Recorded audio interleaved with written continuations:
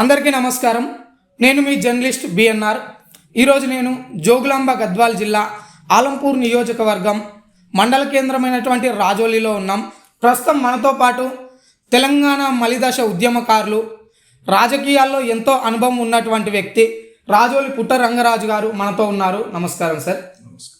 ఈరోజు ఈ ముఖాముఖి కార్యక్రమంలో భాగంగా రాజోలి మండలంలో ఉన్న ప్రతి ఒక్కరికి పరిచయం అక్కర్లేని పేరు అయినప్పటికీ కూడా ఒకసారి ఈయన రాజోలి మండలంలో నిస్వార్థంగా సేవలు అందిస్తూ చేసినటువంటి సేవల గురించి కానీ, తెలంగాణ మలిదశ ఉద్యమంలో ఎదుర్కొన్నటువంటి ఇబ్బందుల గురించి అడిగి తెలుసుకుందాం. ముఖ్యంగా రంగరాజు గారు, మీరు మీ కుటుంబ నేపథ్యం గురించి వివరించండి. అలాగే మిమ్మల్ని ఒకసారి రాజోలిలో ఉన్నటువంటి యువతకు పరిచయం చేసుకోండి. రాజోలి గ్రామ ప్రజలకు నా పేరు కురువ రంగరాజు. పుట్ట రంగరాజు నేనే, పుట్ట రాజైన నేనే, అన్ని పేర్లు నాకే ఉన్నాయి. రాజోలి గ్రామం 34 కులాల సబ్బండ వర్గాలకు అందరికీ నా యొక్క నమస్కారం. నాది రాజోలి గ్రామం. రాజుల తాతల కాడ నుంచి కూడా రాజోలి గ్రామము, రాజుల కింది నుంచి ఇప్పుడు వరకు మా వంశాలు ఇప్పుడు వరకు అట్లనే ప్రవహిస్తూ వస్తున్నాయి, ఉదయిస్తూ ముగుస్తూ వస్తున్నాయి. అందులో నాకు జన్మనిచ్చిన మా అమ్మ, మా నాన్నకు, రాజోలి గ్రామ సబ్బండ వర్ణాలకు, 34 కులాల ప్రజలకు అందరికీ పేరు పేరున నమస్కారం.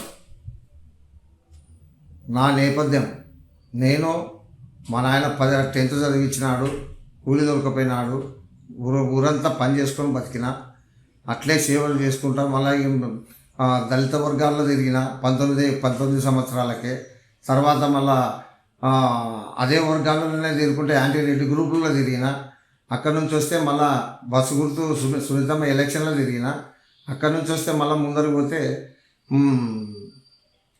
తెలంగాణ కేసీఆర్ రాజోలికి వస్తున్నాడని మా నాగరదొడ్డి వెంకటరాముడు చెప్తే రాజోలిలో ఆయనకి భారీ ఎత్తున 2001లో సన్మానాలు చేసి రాజోలి గ్రామంలో ఆయన ఫస్ట్ మీటింగ్ పెట్టించిన. అయితే మీరు ఫస్ట్ కేసీఆర్ని పిలిపించిన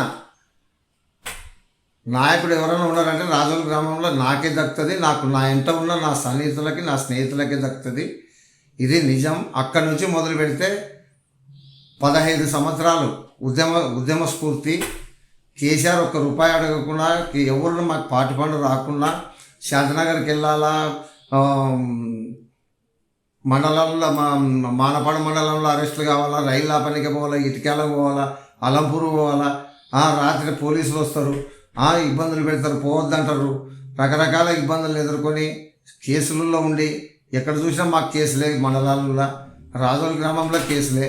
అన్ని కేసులైనా తెలంగాణ కావాలని, తెలంగాణ కల్లారా చూడాలని కేసీఆర్ రాష్ట్ర స్థాయిలో చేస్తే మేము మండల స్థాయిలో, గ్రామ స్థాయిలలో, మండల స్థాయిలలో మేము కూడా సంపూర్ణంగా తెలంగాణకు ఎవరి సహాయ సహకారాన్ని అడగకుండా మా ఇంటనే 10-15 మందిని దొరకపోయి వాళ్ళకి భోజనాలు పెట్టించి, నీళ్ళు ఇప్పించి, ఛార్జీలు పెట్టి తెలంగాణ ఉద్యమాన్ని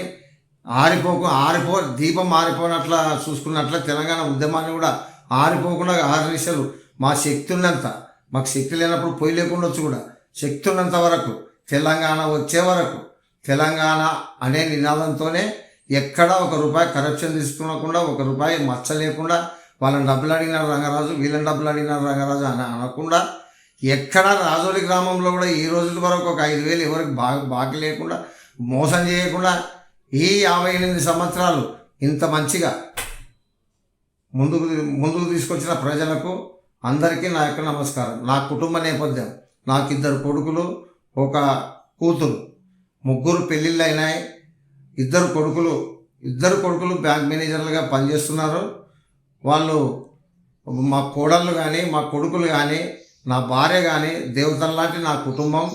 మంచి అందరూ నన్ను సహకరించే కుటుంబం నా ఇంట ఉన్నందుకు నా కుటుంబ సభ్యులకు అందరికీ నా తరపున కృతజ్ఞతలు. నన్ను ఇంత వయసు వచ్చిన మా ఓడు రంగరాజు అనే మా కులానికి, ఆ పైన ఉన్న 38 కులాలకు ఏ ఇబ్బంది లేకుండా మా రంగరాజు బాగున్నాడు, బాగా చదివించుకుంటున్నాడు, బాగున్నాడు అని అనిపించుకుంటూ ఏ మచ్చ లేకుండా ఇంతవరకు నేను నేను ముందుకు వస్తున్నందుకు నేను గర్వంగా ఉన్నా, గర్వపడుతున్నా. రాజోలి గ్రామంలో పుట్టినందుకు, రాజోలి గ్రామ బిడ్డనైనందుకు మరీ గర్వంగా ఉంది. అయితే మిమ్మల్ని ఉద్యమ సమయంలో మినీ కేసీఆర్ అని కూడా పిలిచేవాళ్ళు కదా, ఆ బిరుదు మీకు ఎందుకు వచ్చింది ఆ సమయంలో? తెలంగాణ అనే తపన. మీరు రాజకీయాల్లోకి వచ్చినప్పుడు మీ వయసు ఎంత ఉంది? నాకు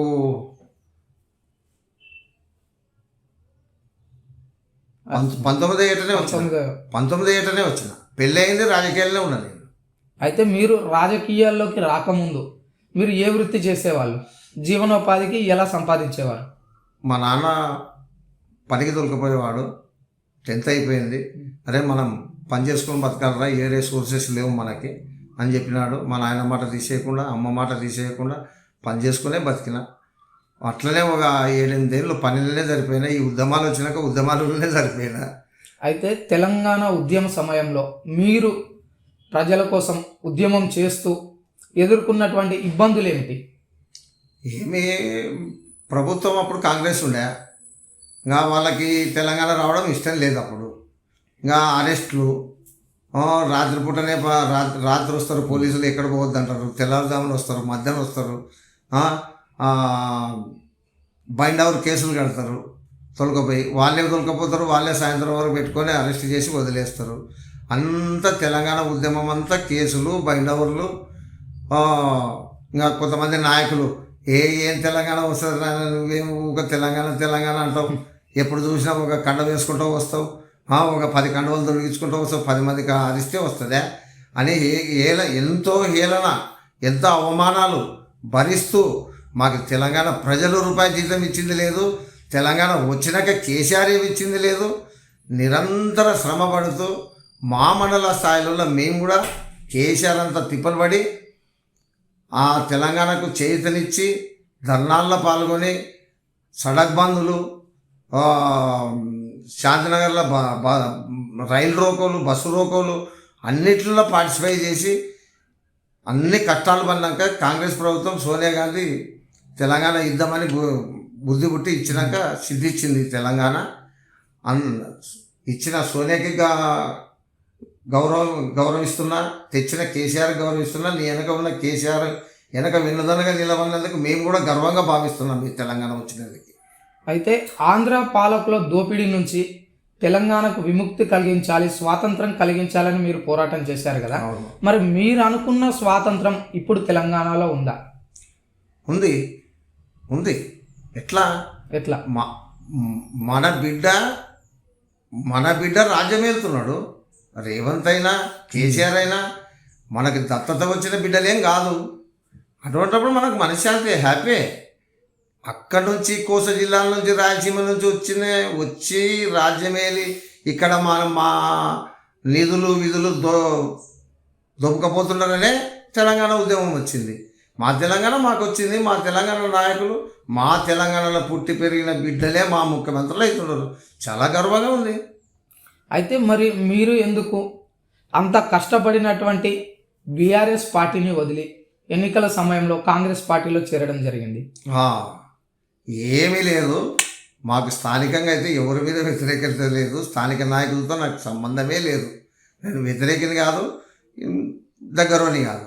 నాకు తెలంగాణ, నాకు కేసీఆరే హైకమాండ్, ప్రజలే హైకమాండ్. నాకు హైకమాండ్లు లేరు. నా పుట్టుకల హైకమాండ్లే లేరు.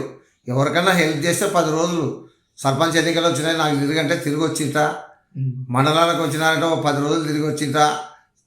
నేను జోకడగానే కాదు, ఎవరికి జోకలేదు, ఎవరి కుర్చీలు తూడ్చలేదు, ఎవరికి కుర్చీలు తూడ్చే బాపతే కాదు. నేను నిజమైన నికార్సైన ఒక పవర్ కలిగిన వ్యక్తులు ఎవరైనా ఉంటే దాంట్లో నేను కూడా ఒక్కండి.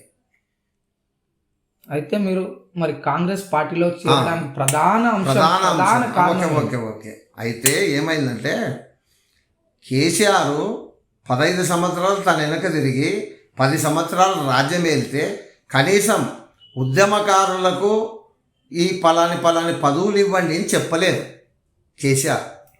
పలాని పదవులు వాళ్ళకు కూడా ఇవ్వండి అని ఎమ్మెల్యేలకు పిలుచుకొని పురమాయించలేదు. ఆయన ఆదమర్చినప్పుడు మేము ఇంత కష్టపడినా ఎలాంటి మాకు ఒక గుర్తింపు కానీ ఒక పేరు కానీ లేకపోయా కదా.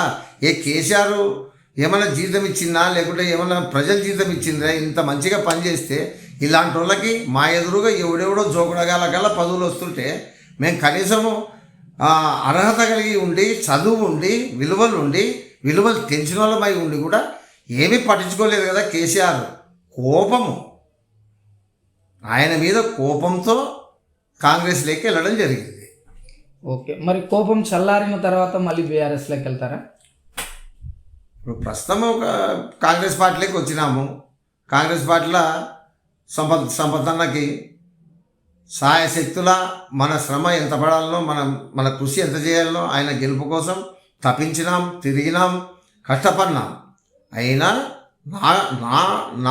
నా మెంటల్గా కాంగ్రెస్ పార్టీలో కష్టపడినాడు రా అని పలకరించే పరిస్థితి కనపడలేదు. వద్దులే అబ్బాయి, ఎందుకు ఈ రాజకీయమే వద్దులే, హాయిగా ఉందామని చెప్పి అక్కడి నుంచి దూరమై ఎవరిని విమర్శించకుండా, ఎవరు నా జోలు లేదు, నేను ఎవరి జోలు లేదు, నేను ఎవరినేమని లాభం లేదు. మనం చేసిన కష్టం గుర్తింపు రాలేదు. గుర్తింపు రానప్పుడు అక్కడ తిరగడం కరెక్ట్ కాదని ఆగిపోయినా అంతే. అయితే కొంతమంది మీదంటే గిట్టని వాళ్ళు మాత్రం కాంగ్రెస్ పార్టీ అధికారంలోకి రాబోతుంది, బీఆర్ఎస్ మీద వ్యతిరేకత ఉంది కాబట్టి అధికారం రాబోయే పార్టీలో చేరితే రంగరాజు 4 డబ్బులు సంపాదించుకోవచ్చనే పార్టీ మారినాడు అంటున్నారు. మరి అలాంటి వాళ్ళకి మీరు ఇచ్చే సమాధానం ఏంటి? అయ్యా, నాకు తినడమే తెలియదు, నాకు డబ్బు తినడమే తెలియదు. నాకు 1 ఎకరం భూమి ఉంది, ఒక 5 ఎకరాలు బ్యారేజ్లో పోయింటే అంత పిల్లల్ని అన్ని సందుకొని బతుకుతుండా, ఆ డబ్బులే జీవిస్తుండా. నాకు రాజకీయంలో తినడము, ఎట్లా తినాలా ఏం లేదని తపన ఏమి లేదు. కేసీఆర్ ప్రభుత్వం వచ్చినాక ఒక 2 మాటలు 5-5 లక్షల రూపాయల పని ఇచ్చినారు. ఆ పని మాత్రమే చేసుకున్నా. నేను వేసుకున్న సూట్కి దానికి సరిపోయి ఉండొచ్చు. నేనేమి కాంగ్రెస్లోకి వస్తే అది తినాలా, దీనిలోకి వస్తే అది తినాలా, అసలు నాకు ఫస్ట్ ఆ కోరికలే లేవు. అంత ఫ్రాడ్ ఆలోచనలు ఏ నాయకుని వెంబడి చేయలేదు నేను ఎంతసేపులో నా జీవితం తెరిచిన పుస్తకం మాత్రమే. నేను ఎప్పుడు ప్రజలు కూడా తెలుసు, వీడికి స్వార్థం లేదు, వీడు తికమారాజే, మంచోడే, పెద్ద తపన లేదు, వాడిని ముంచాలా వీడిని ముంచాలని. చిన్నప్పటి నుంచే ఎవరిని ముంచాలా. ఇప్పుడు పోయి కాంగ్రెస్ పార్టీలో ఎంత తెస్తా ఎంత తింటా.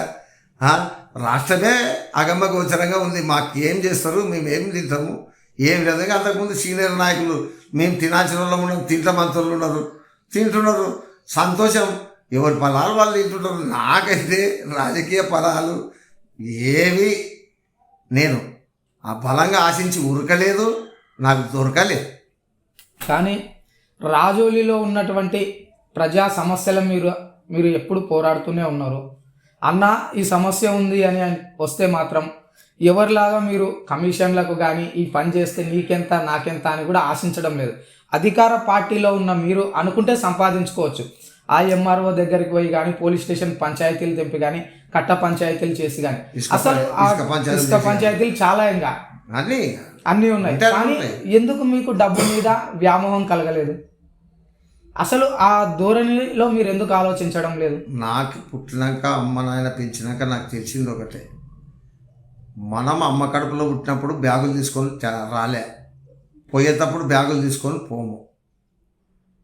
మంచితనంతో నోరు జారకుండా ప్రజల దగ్గర మంచిగా మాట్లాడుతూ, మంచిగా వాళ్ళ సమాజం చుట్టూ తిరుగుతూ, సమాజంలో ఎక్కడన్నా అడ్డమైన శాస్త్రాలు కనపడితే నిలబడి ఖండిస్తూ, మనం ఎంతసేపు గ్రామం ఎట్లుండాలా, కొత్త గ్రామం ఎట్లుండాలా, ఇది ఎట్లుండాలా, అది ఎట్లుండాలనే పిచ్చి తప్ప నాకు ఇట్లా అడిగి తిన్న అలవాటు. నన్ను చూసిన వాళ్ళు లేరు, నాకు ఇచ్చిన వాళ్ళు లేరు, చూసిన వాళ్ళు కూడా లేరు, ఇచ్చిన వాళ్ళు కూడా ఎవరు లేరు. అయితే కొన్ని సందర్భాల్లో అధికార పార్టీలో ఉన్నప్పటికీ కూడా రంగరాజు ఇండిపెండెంట్గా మాట్లాడతాడు, ఇండిపెండెంట్ భావాలు ఎక్కువ ఉన్నాయి, ఇండిపెండెంట్ నాయకుల్లాగానే వ్యవహరిస్తాడు సమస్యల మీద అంటారు. అసలు ఇండిపెండెంట్ నాయకుడు అంటే మీ దృష్టిలో అర్థమైంది?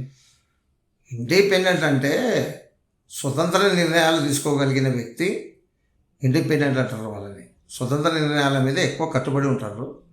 అలాంటి వ్యక్తుల్లో నేను కూడా ఒకరిని. టీఆర్ఎస్ పార్టీలో ఉండా, తెలంగాణ తెచ్చిన రాజోలిలో టీఆర్ఎస్ ఉంది, నేను టీఆర్ఎస్ ఎంపకే ఉన్నా. టీఆర్ఎస్కి కాంగ్రెస్కి ఎదురై కొత్తరాజుల గ్రామం గురించి 7 సంవత్సరాలు 8 సంవత్సరాలు అందరికి వ్యతిరేకినాయి. రాజోలి గ్రామంలో సంత పెట్టించి డీలర్షిప్ కోసం గతంలో నిరాహార దీక్ష కూడా చేసినట్టున్నారు.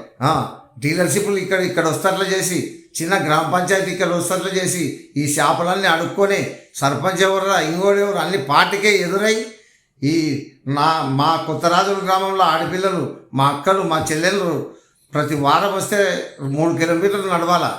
ఇది పద్ధతి కాదు. ఇది కూలి పోయి వచ్చేదేం మళ్ళీ ఊళ్ళోకి పోయి నడిచి సంత చేసుకురావడం ఏమి అని చెప్పి ₹1 ఎవరి దగ్గర లాలుచి పడకుండా నా సొంత డబ్బులు అయిపోగొట్టుకొని ఈ ప్రాంత అభివృద్ధికి ఈ ప్రాంతంలో ఉన్న సంతకు నాకు ఈరోజు జరుగుతున్న సంతను చూస్తే గర్వంగా ఉంది. మా కష్టపడిన సంత ఇంత బాగా జరుగుతుంది కదా, ఎంత ప్రజలు వచ్చారు కదా రాజోలికి అంటే చాలా గర్వంగా ఉంది. మాకు అన్నీ ఇలాంటివే గర్వము. ఏ పేదోడు బాగుంటాడంటే గర్వం నాకు. ఎక్కడ నిర్లక్ష్యమైన జాతులు ఉండవంటే అక్కడ నిర్లక్ష్యం కాకుండా బాగా ఎదగాలని కోరిక. ఈ పిచ్చి తప్ప నాకు డబ్బు పిచ్చి అప్పుడు లేదు ఇప్పుడు లేదు. నా పేరు మీద ఎప్పుడో 20,000 అకౌంట్లో కూడా లేకుంటాయి. నాకు తెలిసిన పుస్తకం. మీ లైఫ్ ఒక తెలిసిన పుస్తకం అంటారు. అంతే.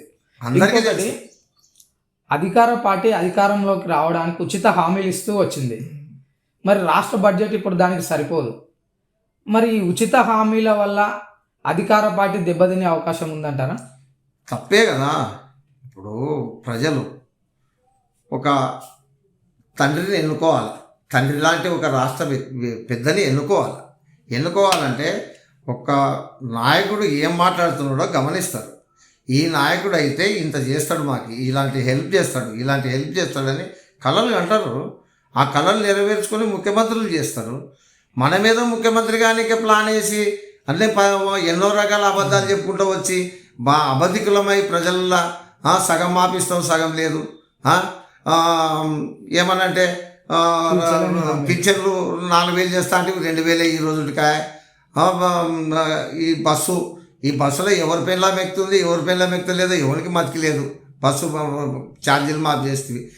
కాలేజీ పిల్లల్ని పెద్దోని పిల్లల్ని కానీ చిన్నోని పిల్లల్ని కానీ కాలేజీ పిల్లల్ని 60 ఏళ్ళు వచ్చిన ముసలోళ్ళకి అటటోళ్ళకి ఫ్రీ పెట్టాల్సింటివి. ఎవరికి డబ్బు లేదు. ఈ రైతు కూలీల భార్యలు సంవత్సరానికి పుట్టింటికి ఒక పండగ పోతారు. ఆ పండగకి ఫ్రీ బస్ ఏం పని చేస్తుంది? ఆ పథకమే కాదు. అలాంటి పథకాలు ఆ డబ్బును తీసి ఇక్కడ నిరుపేదలకి వేరే రూపంలో 2,500 ఇస్తాటివి ఆడపిల్లలకి ఇస్తే బాగుంటుంది కదా. అట్లా డబ్బులు తీసి 2,000 4,000 చేస్తే ఇవాళ వికలాంగులు మానసిక వికలాంగులు 6,000 ఇస్తే ఇంత కుటుంబం మీద ఆధారపడకుండా జీవిస్తారు కదా. ఏం చేస్తున్నావు? మాపేంటావు. సగం మంది రోడ్డు మీద ఏడుచుకుంటే నిలబడినారు. రైతు బంధు అంటావు, అన్నిటికీ అంతకేస్తలే అంటావు, 3 ఎకరాలకు వేసినావు కూర్చున్నావు. లోన్లు అంటావు ఎంతవరకు, కార్డులు అంటావు ఎంతవరకు. ప్రతిదీ భయపడిపోతున్నారు ప్రజలు. నేను చూస్తే భయపడుతున్నారు. అసలు హామీలు ఎందుకు ఇవ్వాలా? ఈ ప్రజలకి అబద్ధమ హామీలు ఎందుకు ఇవ్వాలా?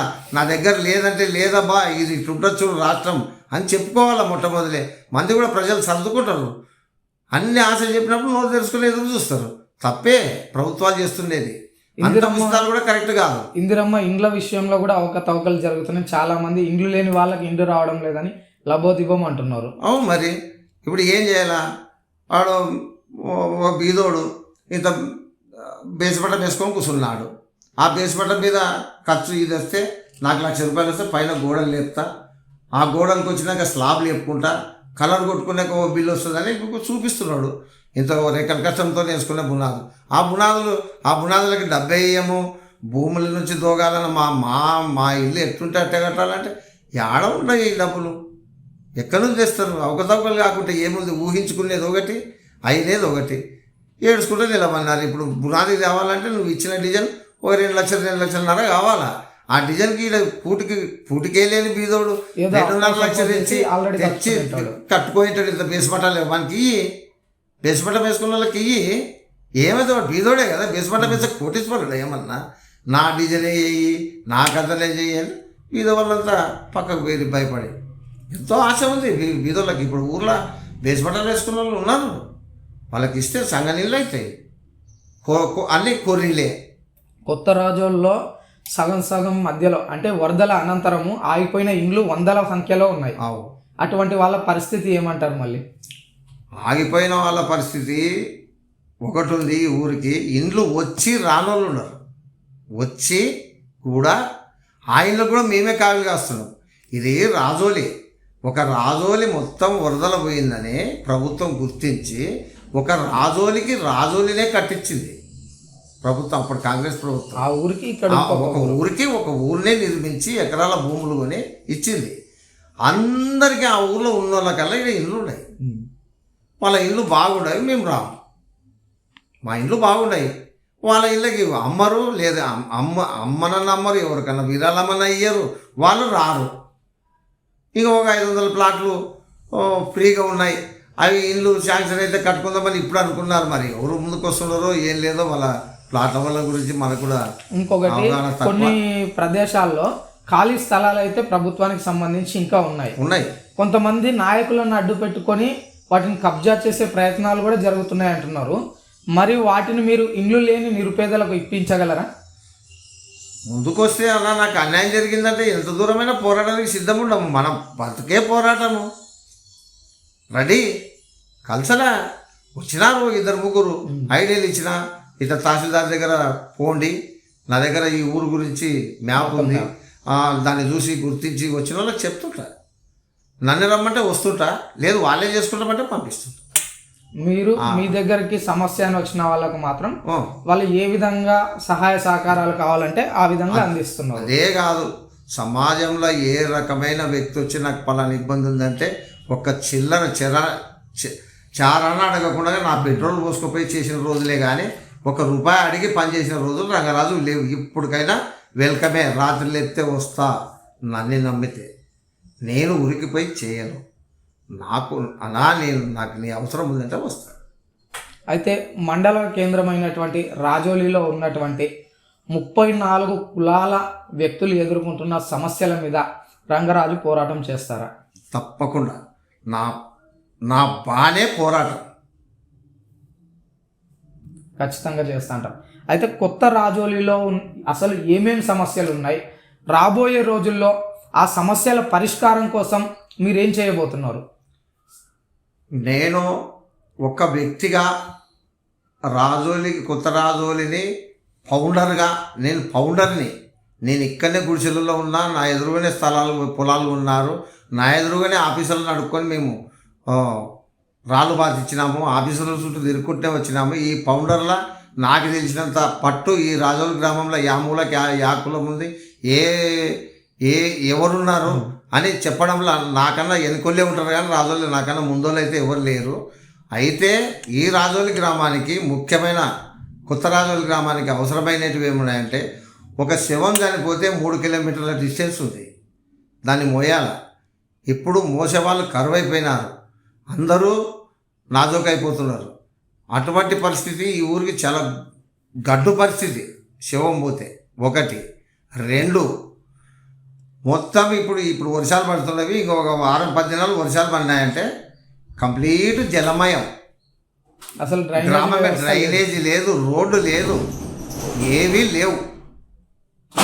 ఈ వ్యవస్థలు బాగుపడాలనుకుంటే మాలాంటి చురుకైన వ్యక్తుల్ని ఎన్నుకుంటే ఇలాంటి వ్యవస్థల్ని బాగు చేయడానికి ముందుండి ప్రయత్నం చేస్తాం. ఒక ఆఫీస్ లేదు, ఒక గవర్నమెంట్ ఆఫీస్ లేదు, ఒక ఆఫీస్ వస్తే ఊళ్ళనే కట్టుకుంటారు, అట్లాంటి వల్ల ఇబ్బందులు పెడుతున్నారు. కాబట్టి ఇక్కడ దేవాలయాలు వెలగాల, స్కూళ్ళు వెలగాల, ఆఫీసులు వెలగాల. ఈ రాజోలికి ఆటోమేటిక్ పాత రాజోలి గ్రామం అభివృద్ధి చెంది ఉంది, అన్నీ ఉన్నాయి. ఇక్కడ లేనివి ప్రయత్నం చేయాలంటే కేంద్ర నిధులు వచ్చినప్పుడు కలెక్టర్ గారి కాళ్ళ మీద పడి, మా గ్రామం అయ్యా ఈ ఎమ్మెల్యే ఫండ్స్, ఎంపీల ఫండ్స్ వస్తే చాలా ఈ ఊరికి, మీరు గొప్ప గుణం చేసి మొత్తం అధికారులను పంపించి మొత్తం సర్వే చేసి ఎన్ని రోడ్లు ఉండవి, వీటికి అండర్ గ్రౌండ్ డ్రైనేజీకి ఎంత అవుతుంది, ఈ ప్లానింగ్ చేపించి ఒకసారి గవర్నమెంట్ మీద వేయి, అంత మొత్తం సర్వే చేపి ఎమ్మెల్యే రోడ్లు, ఎంపీ రోడ్లు ఈ ఊరికి చాలా వస్తున్నవి అని చెప్పి కాళ్ళ మీద పడి గ్రామం తరపున ప్రాధేయపడి ఎన్ని మాటలు తిప్పితే అన్ని మాటలు యాసరిగా లేకుండా తిరిగి ఈ గ్రామాన్ని సంపూర్ణమైన రోడ్లు, సంపూర్ణమైన డ్రైనేజీ, ప్రతి ఒక్కడు హాయిగా తిరగాల బురద లేకుండా అనేదే నా లక్ష్యం, నా ఆకాంక్ష. మరి మీరు ఇటువంటి లక్ష్యాలతో ముందుకు వెళ్తున్నారు కదా, మరి భవిష్యత్తులో మీ మీద దాడులు చేసే అవకాశం కూడా ఉంది కదా, అని మీ ఉన్నది ప్రాణాలకు ప్రమాదం కూడా ఉంది కదా. ఉన్నది ఉన్నట్లా మాట్లాడితే వాడు వ్యతిరేకి. వాడిని తన్న చూస్తారు, ఎంటబడ చూస్తారు, సంపదమని చూస్తారు. అలాంటి కులాలు 2 డేంజర్ కులాలు కూడా ఉన్నాయి రాజుల్లో. అయినా తట్టుకొని నిలబడాలని నిశ్చయం తీసుకున్నా సావుకి నిర్వను శివునాజ్ఞ లేదు, సీమ కూడా చావదంట. నేనంతే. లక్ష్యమే. బతికి ఊపిరున్నంత వరకు లక్ష్యం వెంబడే పోరాడతా, ప్రజల కోసమే నిలబడతా. నాకంత మా రాజోలి 34 కులాల వల్లే నా హైకమాండ్. నాకు పైన వెళ్ళాడు, కింద వెళ్ళాడు, పైనంతా ప్రజలే. హైకమాండే లేదు నాకు. అయితే మీ ప్రత్యర్థుల ఎత్తుగడలను మీరు తట్టుకొని నిలబడగలరా? ఖచ్చితంగా ఎన్ని కాంట్రవర్సీలు వచ్చినా నేను నిలబడగలను. అసలు మీ బలం ఏమిటి, మీ లక్ష్యం ఏమిటి ఈ కొత్త రాజోలి మీద? నా బలం, నేను రాజోలి గ్రామంలో నిరుపేదగా పుట్టి ఒక ఉక్కు సంకల్పం ఇచ్చిన అమ్మ పాలు తాగి మా నాన్న జన్మనిచ్చినాడు. ఈ ఊరికి ఏదో చేయాలా, కుటుంబం పనులుండే, పెళ్ళిళ్ళు అయిపోయినాయి పిల్లలకి, అందరూ బాగున్నారు ఎవరంతకు వాళ్ళు. నా కొడుకులైతే ఈ రాజకీయాల్లోకి రారు. నా బలం నా కొడుకులేమి ఎంట్రీ కారు. నాకు సోమరిపోతులు అసలే లేరు. నేను అసలు సోమరిపోతునే కాదు. నాకు నా ఇంట్లో ఏదో రాజకీయాల్లో వస్తే తింటారు, మూల పడేస్తే సోమరిపోతులు ఉండరు, ఊరిని బెదిరిస్తుండరు. బెదిరించే కొడుకుల్ని కన్నాననే గర్వం నాకు లేదు. మంచి కొడుకుల్ని కన్నాను, మంచి విలువైన జాబులు చేస్తున్నారు, విలువైన కోడళ్ళు వచ్చినారు. బలం అయితే నా బలమంతా ప్రజలే. నా బలమంతా ప్రజలే. వాళ్ళ మధ్యనే నా జీవితం. నేను లక్ష్యం గ్రామాభివృద్ధి కోసం అహర్నిశలు కృషి చేసి రాజుల కాలం నుంచి వచ్చిన వంశం నా బలం. కురువలంగా గ్రామంలో మచ్చలేని కులం. ఒక్కరు జోరు పోరు మా వాళ్ళు, ఒకరు సంబరం పోరు, ఒకరికి వీరికి రిప్పలు పెట్టలే. అది నేను కూడా ఎవరికి రిప్పలు పెట్టలే. ఏ కుటుంబం నా తరఫున ఆగమైన చరిత్రలు ఏం లేవు. ఒక మంచి సర్టిఫికెట్తో ఉన్నాం కాబట్టి అది నా బలం. అది నేను ఎవరిని పలకరించినా, ఎవరితో మాట్లాడినా గర్వంగా, ఆవేశంగా, అనర్థంగా మాట్లాడిన చరిత్ర నాకు లేదు. ఏదైనా తమ్ముడు, అన్న, అక్క, అమ్మ అనుకుంటేనే తిరిగి పెరిగినా ఇవల్ల నా బలాలే. నేను రాజోలి గ్రామంలో ఒక 2,000 రూపాయలు కూడా ఒకరికి ముంచి చెడ్డ పేరు తెచ్చుకునే చరిత్ర లేకుండా 58 ఏళ్ళ జీవితం నెట్టుకొచ్చిన. వాడు లంగరా, వాడు డబ్బులు వాడిని ముంచా, వీడిని ముంచా, ఆడు అట్లా చేసినాడు, వీడు ఇట్లా చేసినాడు అనే చరిత్ర నా వెనక లేదు.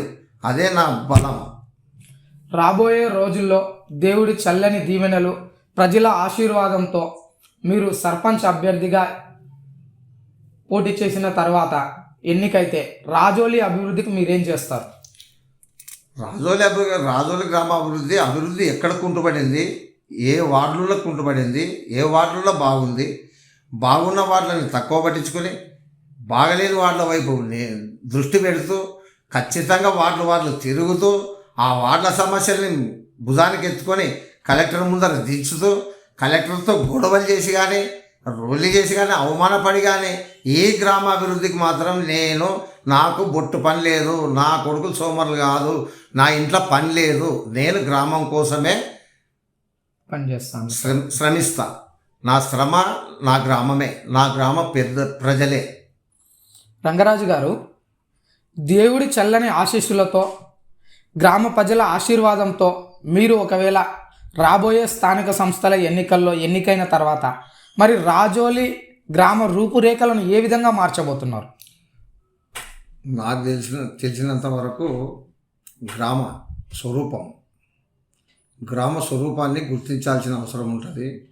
ఎక్కడెక్కడ గ్రామంలో ఏ కొరతలు ఉన్నాయి, ఎక్కడ గ్రామం సంపూర్ణంగా ఉంది, ఎక్కడ సంపూర్ణంగా లేదు, అసంతృప్తి ఉన్న ప్రాంతం ఏది, ఇవల్ల గ్రామంలో ఉన్న వార్డు నంబర్లను తీసుకొచ్చి ప్రతి వార్డుని వెరిఫై చేసి ఏ వార్డుకి ఏమవసరం,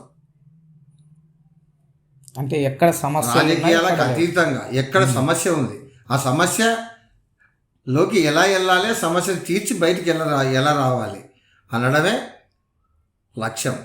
గ్రామాభివృద్ధే లక్ష్యం. ఈ గ్రామాన్ని 5 సంవత్సరాలలో ఇంతకుముందు ఎంతోమంది రాజులైనారు, సర్పంచులైనారు, వాళ్ళ చేతనైనంత వాళ్ళు చేసినారు. నేనైతే ఏం చేస్తానో నేనైతే ప్రత్యేకత సంపాదించుకొని ఇంటికి వస్తాను. అయితే ఇంకొక ముఖ్య విషయం ఏమంటే రాజోలిని కొన్ని ఏండ్ల పాటు నిర్విరామంగా ఏలినటువంటి నాయకులు ఉన్నారు. సరే, ఎలక్షన్స్ వస్తే మా కుటుంబమే పాలించాలి, లేదంటే మేము నిలబెట్టిన అభ్యర్థిని గెలిపించుకోగల సత్తా మాకుంది, వీళ్ళకే ఓట్లు వేయాలి అనే ధోరణిలో కొంతమంది నాయకులు ఉన్నారు. మరి అటువంటి నాయకులకు మీరు ఇచ్చే సమాధానం ఏంది? నేను ఇచ్చే సమాధానం ఒక్కటే. అది కాంగ్రెస్ అయినా, టీఆర్ఎస్ అయినా, బీజేపీ అయినా, ఏ పార్టీ అయినా నేను మాట్లాడేది ఒకటే. నాకు తెలిసినంత వరకు ఒక కుటుంబం 30-35 సంవత్సరాలు రాజకీయంలోనే ఉంది. ఆ రోజు మూగ ఓట్లు వేసేవాళ్ళు. ఆ రోజుల్లో చేతులెత్తేది ఊరికి మంచి సరిపోయింది, ఈయన ఉంటే బాగుంటుందని చెప్పి ఒక ఆయన 25 సంవత్సరాలు నిర్విరామంగా పనిచేసినాడు. అంటే ఈ ఊరు ఆ రోజుల్లో చైతన్యం లేని రోజులలో, ఎడ్యుకేషన్ తక్కువ ఉన్న రోజులలో, ఎలాంటి చైతన్యం లేకపోవడం వలన ఒకే కుటుంబము ఒకే గ్రామంలో 25 సంవత్సరాలు మనుగడ సాధించగలిగింది. అది అప్రిషియేట్, దానికి మనం వ్యతిరేకం కాదు. తర్వాత మళ్ళీ అదే కుటుంబంలో ఆయన భార్య మళ్ళీ ఒక 5 సంవత్సరాలు చేసింది. ఆమె కూడా ప్రజల మన్ననలతో చేసింది.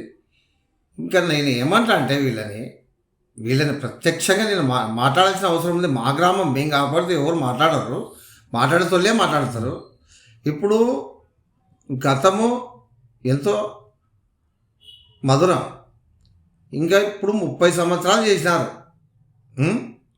ఇంకా ఆశించడం అవివేకం అనిపిస్తుంది. ఒకటి నాకు తెలిసిన కాటి విరమించుకోవడమా, లేదంటే ఇంకో కొంచెం మండలానికి పోతారా, ఒక తాలూకా స్థాయికి పోతారా, ఇలా ఉండాలా, ప్రమోషన్ రావాలా. కానీ వచ్చేది మన రాజుల గ్రామ సర్పంచ్నే అవుతా, మళ్ళా నేనే అవుతా అనే ఎవరికి అవకాశం పద్ధతి. ఇది జాడ్యం ఉంటుంది దీన్ని. అంటే మేము తప్ప ఎవరు లేరు. ఒక ఆయన సర్పంచ్ అవుతాడు, నేను ఏకం సర్పంచ్నే కావాలనుకుంటాడు. వయసు అయిపోతుంది, నేనే సర్పంచ్ నేను ఊహించుకొని కూర్చుంటాడు ఒక మనిషి. ఇంకొక ఆయన అడిగినారు పదవులు, ప్రజలు ఇచ్చినారు, ఎంపీటీసీలు ఇచ్చినారు, ఎంపీపీలు ఇచ్చినారు, జెడ్పీటీసీలు ఇచ్చినారు, సర్పంచులు ఇచ్చినారు, జెడ్పీటీసీలు అవుతారు, ఇంకా కావాలంటారు, మళ్ళీ సర్పంచులు అవుతారు, మేమే ఉండాలంటారు. ఇది రాజకీయము ఎట్లుండాలంటే కొత్త తరాలు రాజులకి, నేను కాదు నాలాంటి తరం ఇప్పుడు రావాలనే నేను ముందుకు వచ్చినది. ఇప్పుడు రాజకీయ నేపథ్యం ఎవరి తండ్రికి లేదు, ఎవరి తండ్రి అయినా జీరోలనే ఉన్నాడు. ఎవడేమాడ కిరీటాల నుంచి కిందికి వచ్చిన వాళ్ళేమి ఎవ్వరు లేరు. అంతా మా నాయన ఎంతనో అందరు నాయన వాళ్ళు అంతే ఉండరు. ఏం పెద్ద ఈడనే తుపాకులు పట్టుకొని తిరిగిన కుటుంబాలు ఏమి యావి లేవు. ఒక మనం తీర్మార్గాలమని మందిలో పెట్టుకొని తీర్మార్గాలమని చెప్పుకుంటూ తిరుగుతారు అంతేగాని తీర్మారే లేదు. 34 జాతులలో అన్ని జాతులు ఇష్టపడితేనే ఒక నాయకుడు బయటకు వస్తాడు. వాడే అందరి నాయకుడు, అందరి సేవకుడు. సేవ చేయాలి అంతేగాని తీర్మార్గాలమని చెప్పుకోనికే కాదు రావాల్సింది. అయితే నేనేం కోరుతున్నా అంటే, ఇప్పుడు నేను గెలిచిన చాలా 5 ఏళ్ళు కొత్తలను చూడు ఏంది ఎబ్బగంట నా ఎబ్బగంట రాజోలి ఇట్లా ఇసురమై ఎవరు తయారు కాకూడదు, ఏమున్నా నేనే ఉండాలా, నేనే ఈ ఊరిని శాసించాలా. ఏంది రాజుల కాలమా? నువ్వు కాకపోతే నీ కొడుకు, నీ తాత, ఎవరి తాతది ఇది? ప్రజల నుంచి పుట్టుక రావాల నాయకుడు, ఎవరి ఇంట్లో నుంచో కాదు. అదే నాయకత్వం. యువ రక్తం రావాలా, నేను నాయకుడిని కావాలా, నా గ్రామానికి నేనేమో చేయాలని తపన ఉండి కష్టపడి ప్రజల్లో తిరిగి మొక్కి రావాలా బయటికి. వాడు నాయకుడు. తయారు చేసేది మా వాడు డబ్బు పెట్టుకున్నాడు అని పిలుచుకొస్తా. ఎవడు మనల్ని కాదని ఎవడు గెలిచేది ఊర్లో? మనల్ని కాదని ఎవడు గెలిచేది? ఏమో అహంకారం. షుగర్లు వచ్చా, బీపీలు వచ్చా, ఆరోగ్యం బాగాలేదని చెప్తారు మందిలా, మళ్ళీ ఒకరిని పట్టుకొస్తారు. ఎందుకు మీకు అంత ప్రయాస? చేసినారు కదా, ప్రజలు సహకరించినారు, ప్రజలు పదవులు ఇచ్చినారు, గౌరవించి బుధం మీద పెట్టుకొని తిరిగినారు. అది చాలదా? నేను ఇంకోని తయారు చేస్తా, బొమ్మలు తెస్తా, అమ్మని తెస్తా, నేనే వెళ్తా, నా మధ్య గెలుస్తాడు. ఏం భ్రమలో బతుకుతున్నారు. అంత పిచ్చా. ఇప్పుడు నేనే గెలవలే, మళ్ళీ వస్తా అడగనీకి, గెలిస్తే రాను. నేనేమో ఒక 5 ఏళ్ళు చేయాలా అంతే, ఇంకోరిని కోరాలా అభివృద్ధిని. ఇప్పుడు నేనుండా నా తోటలో 5 మంది వస్తే కూడా సంతోషం నాకు. నేను విరోధిగా చూడను. కొత్త నాయకత్వం ముట్టుకొచ్చారా మా ఊర్లో అని గర్వపడతాను నేను. పోటీగా మంట పగ ఇవల్ల సంబంధం లేదు. ప్రజలు ఏం చేస్తుంటే వాళ్ళని చేస్తారు. దానికి ఏముంది, మనం అడగనికే కోరికలు అడగని పోయిస్తున్నాం ప్రజలు. వాళ్ళ దయ వాళ్ళ ధర్మం, మనమైతే ప్రయత్నం చేద్దాం. ఇలా ఉండాలా కానీ నేను ఒక్కసారి సర్పంచ్ అవుతారో లేదో, నేను పెట్టినోడే నెంబర్ గెలిచాలా, నేను పెట్టినోడే ఎంపీటీసీ గెలిచాలా, నా ఓడే గెలిచాలి. ఇండిపెండెంట్ ఏంటో, ఇండిపెండెంట్ అంటే ఏమైనా అడిగి మర్చిపోయినా ఇప్పుడు చెప్తున్నా. ఇండిపెండెంట్ అంటే ఒక పార్టీ నాయకులు 50 మంది 30-40 మంది కలిసి ఒక నాయకుడిని ఎన్నుకొని ఆ మనిషిని సర్పంచ్గా బయటకు తీసుకొస్తారు. ఆ మనిషి ఏం పని చేయాలనుకుంటే ఈ జోరిగలన్నీ అడ్డమే. ఇప్పుడు ఒక చక్కనోడు వచ్చింటాడు, వాడు ఎవరు సంభ్రమనోడు వచ్చింటాడు, అనా ఇదేని వస్తాడు నా దగ్గరికే. నేను మాట్లాడదామంటే ఇండిపెండెంట్ని కాబట్టి సొంతం మాట్లాడతా, పామా నేను వస్తాపా అంట. అదే 50 మంది 40 మంది సపోర్ట్ చేస్తే 40 మంది అనా వాడు మనోడు కాదు, వాడికి ఏం చేయవా అనుకుంటాడు, వాడు మంచోడు, వాడేం పెద్ద ఏం రాజకీయాల సంబరం లేకుంటాడు, ఏం లేకుంటాడు, వాడికి మనం ఓటేసలేనన్న వాడు అని ఈ జోడిగలన్నీ కలిసి మీరు తలకాయ తినుకుంటా జమ అవుతాయి. ఏది రాజకీయ సొంత నిర్ణయం తీసుకోనికి లేనే లేకుంటుంది. ఎప్పుడు అడ్డమే. యాదన్నా మాట్లాడదామంటే వచ్చి చెవుల జోరిగలు వస్తాయి, ఊస్తాయి. ఇంకా అప్పుడు వాడు మంచోడిని కూడా వదిలిపెట్టి వీళ్ళు చెప్పిన మంచికే సాయం చేయాలి. అది పార్టీల నైజం. నాది అది కాదు. ప్రజలే హైకమాండ్. వాళ్ళు ఏది అడిగినా నేను డైరెక్ట్ నా సమాధానం ఏం కావాలో వాళ్ళకి అవును కావచ్చు, కాదు కావచ్చు. అది ఇండిపెండెన్స్ అంటే అది పవర్. ఇండిపెండెన్సీ ఆటోమేటిక్ సర్పంచ్ అయితే రాజకీయ నాయకులు వద్దుకొస్తారు. మరి పైన ఉన్న వర్గాలన్నీ మాకు సపోర్ట్ చేయి, నీ గ్రామాభివృద్ధికి తోడ్పడతామని వాళ్ళే వస్తారు. ఇలా పార్టీ లేకుంటేమో ఉంటేమి నాయంబడి ప్రజలు ఎన్నుకోవాలా, ఆటోమేటిక్ అన్నీ చేస్తాం. వాళ్ళే వస్తారు పైనుంచి ఇన్ఛార్జులు ఎమ్మెల్యేలు. అలా మా దాంట్లో ఉండు, మేము నీకు సంపూర్ణ సహకారం ఇస్తాం, గ్రామాన్ని అభివృద్ధి చేయి అనుకుంటూ వస్తారు. ఇప్పటి నుంచి నేను పార్టీలలో దిగబడి జోరుకి వెళ్ళడం తిరిగి ఆంక్షలు పెడితే ఆంక్షలు ఆగిపోయి అదేందా రాజకీయం. ఇండిపెండెంట్ పవర్, ప్రజలే దేవుళ్ళు, ప్రజలే హై కమాండ్, వాడే రంగరాజు. అయితే ఈ ఇప్పుడు ఉన్నటువంటి పాత తరం నాయకులు కానీ లేదంటే ఆ 2 వర్గాల నాయకులు కానీ వాళ్ళని కాదని మీ తరపున నిలబడడానికి వార్డు మెంబర్లు సిద్ధంగా ఉన్నారా? ఇది మంచి మాట. ఎందుకంటే మీరు ఏం చేయాలనుకున్నా కూడా మిమ్మల్ని ఏం చేయలేని ప్రత్యర్థులు మీ వెనకాల ఉన్నటువంటి వార్డు మెంబర్లను భయభ్రాంతులకు గురి చేసే అవకాశం కూడా ఉంది కదా కదా నేను ఒకటి చెప్తా. దీనికి నా ప్రత్యామ్నాయం నా మనసులో ఉండేది చెప్తా. అయితే మీరు అడిగిన దానికి ఇప్పుడు ఇంత బాగా నాకు నచ్చినంత మీడియా సమావేశం పెట్టి ఊర్లోకి వదులుతా. నా మనోభావాలు ఎవరికైతే నచ్చుతావో, అంటే నా మనసు ఆలోచన మనోభావం ఎవరికైతే నచ్చుతుందో, సంఖ్య ఇంతింతై ఓటుడింతై ఎక్కువైతే సంతోషం, పరిధిలోనే ఉంటే వార్డు నంబర్లకి ఏఏపీఎను ఓన్లీ సర్పంచ్గానే వేస్తా. నా ఎంబడి వచ్చిన నలుగురే నా హైకమాండ్, నా ఊరే నాకు హైకమాండ్, నా ప్రజలే నాకు హైకమాండ్. నేను నంబర్లను ఏదలుచుకోలేను. ఒకవేళ ఇంట్రెస్ట్ పడి నా భావాలు అర్థమైన వాళ్ళు వస్తే అక్కడక్కడ వార్డుల్లో పెట్టిస్తా. లేదు వార్డు నంబర్లు ఏ పార్టీలోనే గెలిచాను మీకు సపోర్ట్ చేస్తారంట. సపోర్ట్ చేస్తారని నువ్వు అనుకుంటున్నాడు. చేస్తారో. సర్పంచ్ని అయితే ఒక ఓటు సపరేట్ కదా వేస్తారు. అయ్యా ఎందుకు వస్తుంది వార్డు నంబర్లు దింపనీకి, సర్పంచ్ దింపనీకి ఎందుకు వస్తుంది చెప్పాలనా? ఏమీ తినకుండా బుర్రకార పెట్టి ఇంటికి పంపిస్తే అందరూ తాడల్లుకొని వచ్చి సర్పంచ్ని తిప్పుతారు. నేను అట్టలోని కాదు కదా. నాకున్న ఎకరనే చాలు, నాకు అన్నం దేవుడు ఇచ్చినాడు. నాకు ఈరోజు అందరూ ఓడగొట్టి ఇంటికి పంపిస్తే కూడా నాకు కడుపుండి అన్నం ఉంది.